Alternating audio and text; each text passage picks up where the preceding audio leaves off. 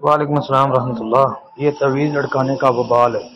یہ بھائی نے مسند احمد کے حوالے سے ایک پوسٹ بھیجی ہے۔ عقبہ بن عامر رضی اللہ عنہ بیان فرماتے ہیں، نبی علیہ السلام نے فرمایا جو تمیمہ لٹکائے اللہ تعالیٰ اس کی مراد پوری نہ کرے، اور جو سفید منکے لٹکاتا ہے اللہ تعالیٰ اس کو سکون نہ دے۔ مسند احمد کہتے ہیں جی اس کی تحقیق محترم بھائی یہ مستدرک حاکم کے اندر بھی روایت آتی ہے، اور غالباً صحیح ابن حبان کے اندر بھی آتی ہے۔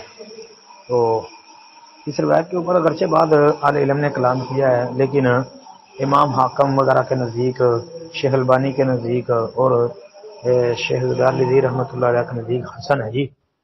ہاں، تو اگر اس پر جو انہوں نے کلام کیا ہے، اگر اس روایت کو ضعیف تسلیم کر بھی لیا جائے تو یہ تعویذ لٹکانا پھر بھی جائز نہیں ہے، جس طرح کہ پچھلے دنوں عبداللہ بن مسعود رضی اللہ عنہ نے ایک روایت جو ہے اس کا جواب دیا تھا کہ جو انہوں نے کہا تھا کہ عبداللہ کا خاندان شرک سے بری ہے، تو اس روایت کو شیخ البانی نے سیاح وغیرہ کے اندر بھی درج کیا ہے۔